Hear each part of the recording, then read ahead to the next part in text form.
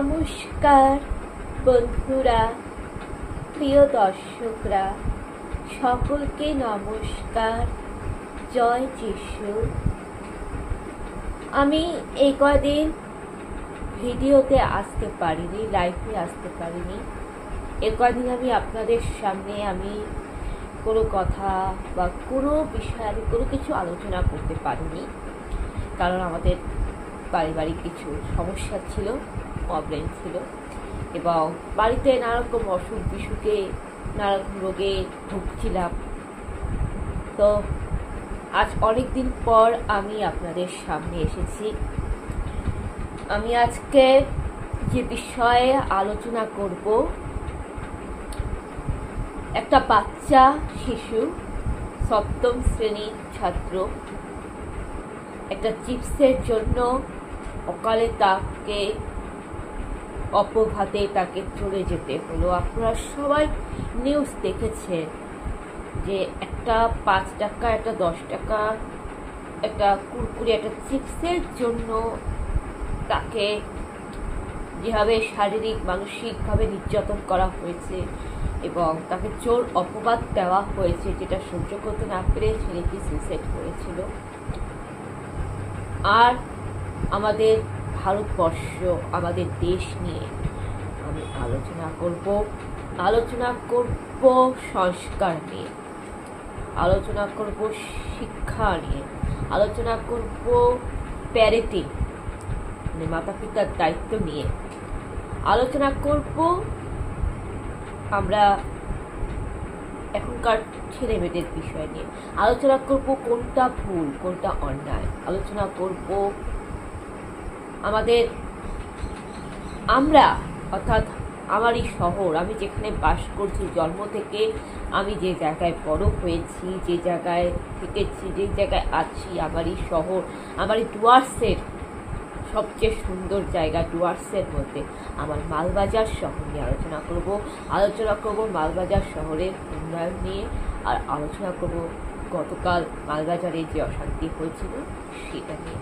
তো বন্ধুরা, ভিডিওটা একটু অনেক বড় হবে, কারণ আমি যেটা কথা বলি, আমি তো অনেক ইতিহাসের মতো কথা বলি, আমার ভিডিওটা একটু বড় হয়, তো ধৈর্য সহকারে শুনবেন। বলার মধ্যে কোনো ভুল ত্রুটি থাকলে মার্জনা করবেন।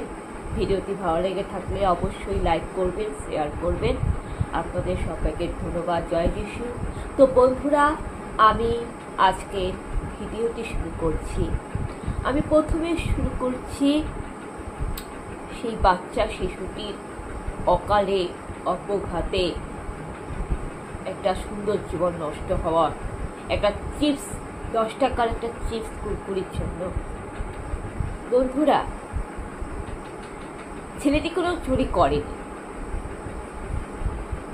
সে মায়ের কাছ থেকে বা তার কাছে হয়তো জমানো টাকা পয়সা থাকে। দেখবেন আমরা ছোটবেলায় যখন আমরা স্কুলে যেতাম বা পড়তে যেতাম, মা আমাদের হাতে টিফিনের টাকা দিত 10 টাকা 20 টাকা, আর যা খেতাম সেই 10 টাকা আমরা জমায় রাখতাম। বাচ্চাদেরও সেই জমানো টাকা ছিল।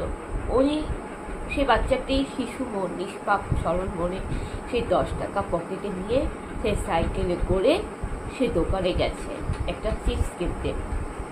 সে দোকানদারকে অনেক টাকাটাকি করছিল, অনেক টাকাটাকি করার পর দোকানদার আসে না এবং দোকানদারকে দেখতে পায় না, মানে দোকানদার সেখানে ছিল না। পরে সে যখন ফিরবে, মানে সে এখন ব্যাক করবে, তখন দেখতে পায় যে নিচে একটা চিপসের প্যাকেট পড়া আছে। সে সেটাকে কুড়িয়ে নিয়েছে। যেরকম আমরা ছোটবেলায় কি করতাম, ঝড় বৃষ্টি হলে হঠাৎ সময় দেখবেন রয়েল গাছে রয়েল ফল পড়ে যেত, কুল গাছে কুল ফল পড়ে যেত। আমরা কি করতাম, কোনো কুল যদি পড়ে যায় আমরা সেখান থেকে কুড়ায় নিতাম। ছোটবেলায় আমরা ছোটবেলায় আম কুড়াতাম, জাম কুড়াতাম, কুল কুড়াতাম। আমাদের মা বাবা তো নাকি ছোটবেলায় প্যারা গাছে উঠতো, প্যারা পারতো। আমাদের মা বাবা তো ফুল চুরি করতো, অন্যের বাগানে গিয়ে ফুল চুরি করতো। এমনকি অনেক বড় বড় কাকিমারা আছে, মায়েরা আছে, যারা এখনো কিন্তু ফুল চুরি করে। তো যাই হোক, এটা আমাদের ছেলেবেলার কথা। তো নিষ্পাপ, কিন্তু এই ছেলেটি তো কোনো চুরিও করেনি, এটা স্পষ্ট বোঝা যাচ্ছে। আর টিভিতেও খবরও দেখাচ্ছে, নিউজ সংবাদে, আর সিসিটিভি ফুটেজে ধরা পড়েছে যে ছেলেটি কোনো চুরি করেনি এবং নিচে একটা প্যাকেট পড়া ছিল এবং সে সেটাকে উঠিয়ে নিয়েছে, মানে কুড়িয়ে নিয়েছে।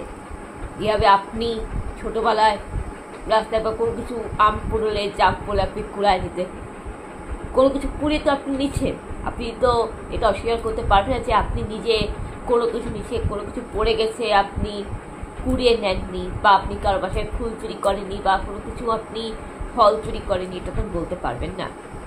যাই হোক, কিন্তু শিশুরা হচ্ছে নিষ্পাপ। আর এই শিশুদের দেখেও কিন্তু আমাদের সর্বমনে করা উচিত যে আমাদেরও ছেলেবেলা ছিল, আমাদেরও ছোটবেলা ছিল। যাই হোক, তো সেই ছেলেটি দোকানে গেছে এবং দোকানদারকে সে দেখতে পায়নি বলে সে 10 টাকার চিপস কুড়িয়ে গিয়েছে। এবার সে সাইকেল করে যখন আসতেছিল তখন দোকানদার তার পিছনে ধাওয়া করে ছেলেটাকে মারধর করে, তাকে অনেক খারাপ কথা বলে, বকাঝকা করে, তাকে হুমকি দেয়, মানসিকভাবে নির্যাতন করে এবং সবার সামনে তাকে চোর বলে অপবাদ করে। আর পাবলিক তো জানেনি মানুষের মন কেমন, এরা অন্যায় দেখলে প্রতিবাদ করবে না। আপনি যদি কোনো রকম সাফল্য পান, আপনার সাফল্য দেখে আপনি কোনো ভালো কাজ যান, আপনাকে দেখে হিংসা করবে, পরচর্চা করবে।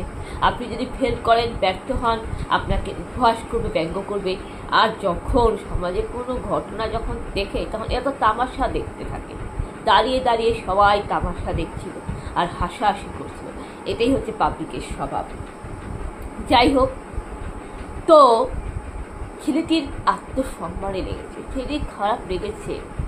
আমরা সমাজে এত ভুলে যাই, সত্যি সমাজে ভুলে যায়, এই যুগের শিক্ষিত মানুষও কিন্তু সবাই ভুলে যাচ্ছে যে শিশুদের একটা সম্মান বোধ আছে, শিশুদেরও একটা আত্মসম্মান বোধ আছে, শিশুদেরও একটা আবেগ থাকতে পারে, শিশুদের একটা মন আছে, একটা বিবেক বোধ আছে।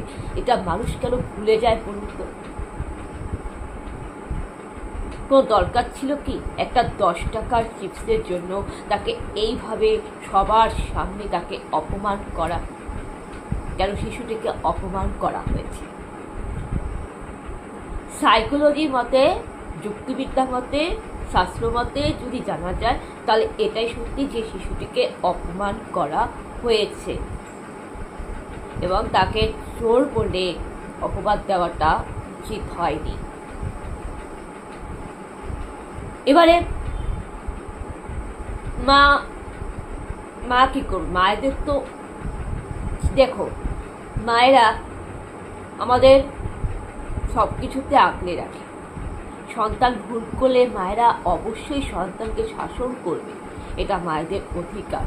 আপনি এটা বলতে পারেন না যে সেই মাটা কেন বকেছে, মা কেন বকেছে, মায়ের বকার কি উচিত ছিল, মাটা কেন বকলো। কেন আপনার মা কি আপনাকে বকেনি? আপনি কি ছোটবেলায় কি মায়ের কাছে মার খাননি, নাকি বকাঝকা খাননি? আপনার কি মা ছিল না? বা আপনিও তো একটা মা, আপনি আপনার সন্তানকে বকেন না, মারেন না? একবার ভেবে দেখুন। সব মাকেই সমান চোখে দেখা উচিত। শুনুন, মায়ের কোনো বিকল্প নেই। আর জননী জন্ম ভূমিষ্ঠ স্বর্গদপি গরীয়সী, এটা মাথায় রাখবেন। জননী জন্ম ভূমিষ্ঠ স্বর্গদপি গরীয়সী। সন্তান ভুল করলে, অন্যায় করলে মায়েদের অধিকার আছে অবশ্যই বকার, কিন্তু মা তো জানে না। মা কি জানতো যে তার সন্তান কোনো অন্যায় করেনি, ভুল করেনি, চুরি করেনি? মা তো কিছু জানে না, মা তো কিছুই জানতো না এই ব্যাপারে। আর মা এটাও জানতো না